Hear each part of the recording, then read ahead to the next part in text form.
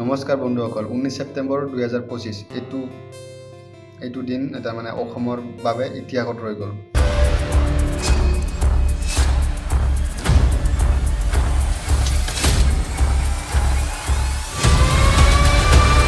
সেইদিনা মাথো আমাৰ মৰমৰ জুবিন দাকে সাগৰে বুকুত লোৱা নাই, আমাৰ গোটেই অসমকে লৈ লৈছে।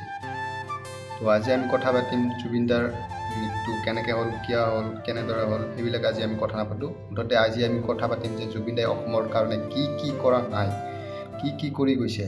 এনেকৈ কোনো কামেই নাই যোনটো জুবিন দাই কৰা নাই। এনেকৈ আপুনি ভাবি চিন্তা কৰিব নোৱাৰে যে এনেকৈ কাম কৰি থৈ গৈছে জুবিন দাই। এনেকুৱা মানুহ যদি এতিয়া আমাৰ মাজত নাই, এতিয়া কেনেকৈ লাগি আছে আপুনি ভাবি নাচাওক কিয়।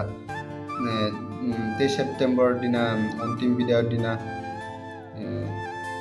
শ্মশানত লৈ যাওঁতে কিমান ৱৰ্ল্ড ৰেকৰ্ড হৈ গৈছিল। ৱৰ্ল্ড ৰেকৰ্ড এইজন মানুহৰ বিষয়ে কথা পাতি আছোঁ আমি। আপুনি ভাবিব নোৱাৰে যে এনে কাম কৰি থৈ গৈছে। আপুনি ভাবি নাচাওক কিয় যিটো সময়ত নেকি United Liberation Front of Assam ULFA সেইটো সময়ত অসমক বেলেগ এটা দেশৰ কাৰণে ইমান হাংগামা চলি আছিল। অসমত সকলোৱে হাতে হাতে বন্দুক চন্দুক কিবা কিবি লৈ আছিল, হাথিয়াৰ লৈ আছিল। তো সেইটো জুবিন দাই 1992 চনত অনামিকা প্ৰথমখন এলবাম জুবিন দাই বনাইছিল। তো চাওক, সেনে এটা ভাইলেঞ্চৰ সময়ত জুবিন দাই প্ৰথমখন এলবামে ইমান অসমৰ মানুহৰ ইমান ভাইলেঞ্চৰ মাজতো অসমৰ এটা শান্তি আহিছিল জুবিন দাৰ কাৰণে। আৰু 2000 চন আহোঁতে জুবিন দা পুৰা ফেমাছ হৈ গ'ল।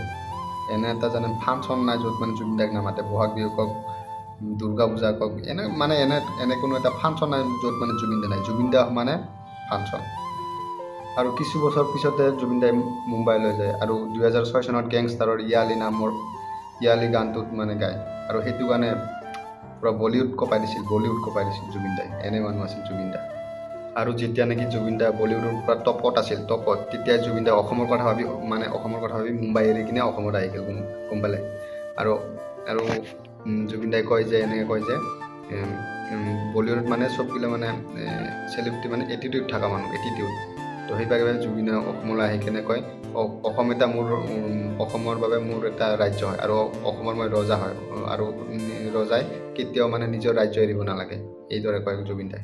আপুনি ভাবি নাচাওক যি মানুহে 40টা ভাষাত আৰু 4000তকৈ গান গাইছে, তেখেত কেনে হ'ব লাগিব। কিন্তু আমাৰ জুবিন দা হয় না। 40,000 গান, 40,000 ধেমালি নহয়।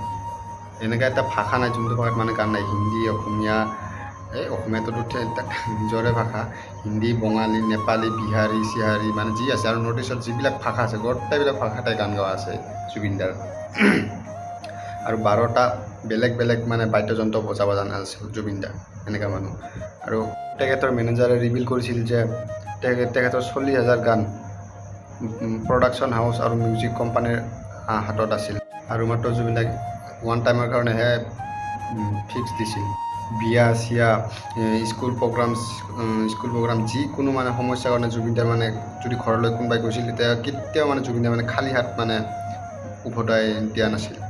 এনেকৈ নিজে জুবিন দাই বানপানীৰ সময়ত নিজে হাতত ডনেশ্যন বক্স লৈ নিজে ডনেশ্যন উঠাইছিল নিজে। এনেকৈ ক'ভিডৰ টাইমত যেতিয়া হস্পিটেলৰ বেড কম হৈ গৈছিল, তেতিয়া জুবিন দাই নিজৰ গুৱাহাটীত থকা ঘৰখন নিজে জুবিন দাই ক'ভিডৰ কাৰণে ডনেশ্যন কৰি দিছিল বাই। আৰু এনেকৈ জুবিন দাই আমাৰ মাজত থাকি আমাৰ মাজত হিৰো হৈ গ'ল। আৰু কিন্তু জুবিন দাই অকল হিৰোই নাছিল, কিন্তু তেওঁ ৰিবেলো আছিল। জুবিন দাই কাকোৱে ভয় কৰা নাছিল, যে লাগে যিমান ডাঙৰ পলিটিচিয়ান হওক, নেতাই হওক, কাকো ভয় নকৰা আছিল। মই কাকো ঘণ্টাও খাতিৰ নকৰোঁ। এটা কথা কওঁ, মই একদম চিধা মানুহ। মোৰ কোনো ঘেণ্টা, মই কাকো খাতিৰ নকৰোঁ, পৃথিৱীৰ কথা।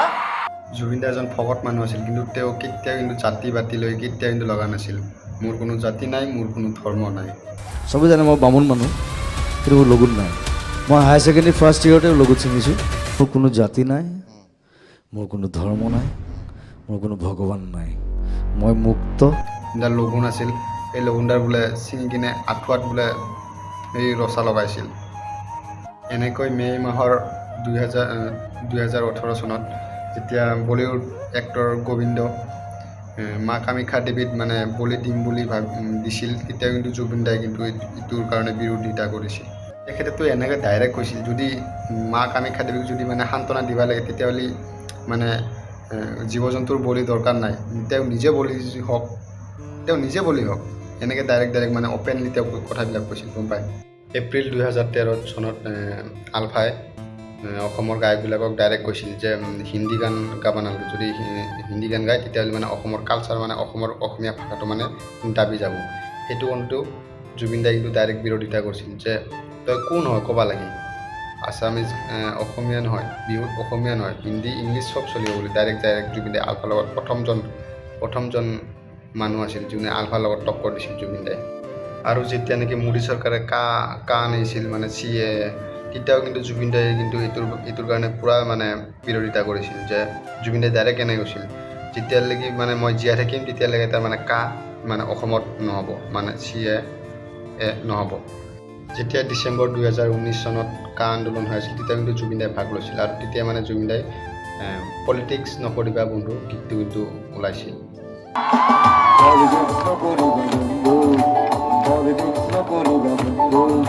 যেতিয়া আন্দোলন কৰি আছিল তেতিয়াও কিন্তু জুবিন দাই কিন্তু চবকে কৈছিল যে কোনো যাতে ভাইলেন্স নহয়, কোনো যাতে ভাইলেন্স নহয়। সেইকাৰণে মানে জুবিন দাই মানে এইটো কথা চৰকাৰৰ ওচৰত যে কৈছিল অসমৰ মানে যি আন্দোলনৰ কথা চৰকাৰে অলপ মন দি মানে শুনিব লাগে। এনেকৈ ঘটনা কৰি থৈ গৈছে জুবিন দাই। সেইকাৰণে আমাৰ মাজত আজি জুবিন দা ভগৱান। 2024 চনলৈ কিন্তু জুবিন দাই আন্দোলন কৰি আছিল, আৰু জুবিন দাই এনেকৈ কৈছিল যেতিয়ালৈকে মানে নৰখে তেতিয়ালৈকে তাৰমানে আন্দোলনৰ কি কয় এইটো আন্দোলন কৰিয়ে থাকিম।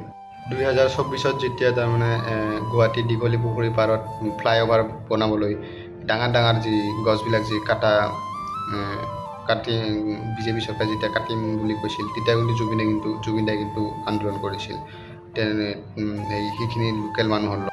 আমাৰ জুবিন দাইটো ডাইৰেক্ট এনেকৈ কৈছিল যদি চৰকাৰে গাছ কাটে তেতিয়াহ'লে চৰকাৰকো কাটিব পাৰে, চিধা কথা খাটাং কথা কৈছিল কিন্তু জুবিন দাই। তাৰপাছতে এইবিলাক কাৰণতে মানে চৰকাৰে তাতে মানে মানে অভাৰ বনোৱা মানে গছ কটা বন্ধ কৰি দিছিল এইবিলাক কৰাৰ কাৰণে। কিন্তু চাওক জুবিন দাই আমাৰ কাৰণে ইমানবোৰ কাম কৰি দিছে, কিন্তু আমি জুবিন দাক কি দিছোঁ? আজি চাওক চৰকাৰে ভালকৈ ন্যায় দিব পৰা নাই জুবিন দাৰ কাৰণে। একচুৱেলি হৈছে কি জুবিন দাৰ লগত কি হৈছে? ইমান সময় নালাগে নহয় এইবিলাক, ইমান ডাঙৰ মানে মানুহৰ লগত যদি এনেকৈ হয় আৰু সৰু মানুহৰ লগত কেনেকৈ হ'ব আপুনি নিজে ভাবি চাওক। একচুৱেলি জুবিন দাই যিবিলাক কাম কৰি গৈছে একচুৱেলি ময়ো গম নাপাওঁ, মানে মই বহুত মানে গুগল ৰিচাৰ্চ মানে ধ্ৰুৱ ৰাঠিৰ ভিডিঅ' কাৰোবাৰ ভিডিঅ' এনেকৈ চাই মানে ময়ো এটা মানে চিম্পুলভাৱে এটা ভিডিঅ' বনাবলৈ চেষ্টা কৰিলোঁ। গতিকে ভিডিঅ'টো কেনে লাগিল কমেণ্ট এটা কৰিব। তো ধন্যবাদ। আজিলৈ ভিডিঅ'টো সামৰিলোঁ, লগ পাম নেক্সট এটা ভিডিঅ'ত। ধন্যবাদ।